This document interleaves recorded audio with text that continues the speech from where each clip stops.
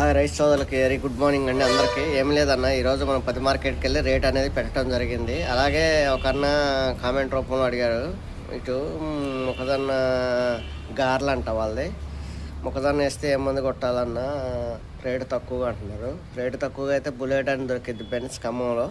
Litre వచ్చేసి 900-850 ఉంటుంది. అది కొట్టండి. కొట్టడం వల్ల పురుగు అనేది మస్ అయిపోద్ది. ఇంక ఎక్కువ కోరసిన ఇలాంటివి అనేది రేటు కల్లాయి కాబట్టి అలాంటివి వద్దన్న దయచేసి. అలాగే డిఏపి కొరత కూడా కొద్దిగా ఉంది. అది కూడా ఒక వారం 10 డేస్లో వరకు డిఏపి వచ్చిందంట. లోడ్ అనేది ఒక వాగన్ అనేది వచ్చిందంట. అది కనుక తీరిపోద్ది. ఇప్పుడైతే పొటాషియం యూరియా అయితే కరువు లేదన్న, మొత్తం లోలు వరకు ఫుల్ దిగినాయి. అలాగే రైతు సోదరులకి ఇంకొకటి అన్న, మన ఛానల్ చూస్తున్నారు కదన్న, కొద్దిగా అంతా మీకు తెలియకపోయినా మీ పిల్లలతోనైనా కొట్టేయండి. నా సబ్స్క్రైబర్ అనేది నాకు రావాలన్నా, వస్తే నేను వీడియో పెట్టడానికి, లైవ్ పెట్టడానికి, అలాగే మనం ఏదన్నా శాలల్లో పోయినా ఆ శాలలో లైవ్ తీసి పెట్టడానికి మీకు ఎప్పమంటే వచ్చింది అనమాట నోటిఫికేషన్ రూపంలో. పలానా చేలో ఇది కొట్టారంట చూపించడానికి. మనం వీడియో తీస్తే ఏడాది తీసి చెప్పారంట, అదే నేను లైవ్ పెట్టిన కొన్ని మీకు డైరెక్ట్గా వచ్చింది. నేను చేలో పోయి చూపించడానికి నాకు ఉంటుంది. అలాగే ఇంకా ఒక్కటనే కాదన్న, వంటలే కానీ ఏదైనా గవర్నమెంట్ నుంచి వచ్చిన అప్డేట్ కానీ మీ పిల్లల చదువులకు సంబంధించి కానీ ప్రతి ఒక్కటి వస్తుందన్న. దయచేసి ప్రతి ఒక్కళ్ళు ఖచ్చితంగా మన ఛానల్ సబ్స్క్రైబ్ చేసుకుంటారని ఆశిస్తాను. నిన్న బాగానే సబ్స్క్రైబర్ అయితే చేశారన్న. నేను ఎలాగే చెప్పడం వల్ల కొద్దిగా సబ్స్క్రైబర్లు అయితే పెరిగారన్న. అలాగే మీకు తెలియకపోయినా మీ పిల్లలతోనైనా చెప్పిండి అన్న.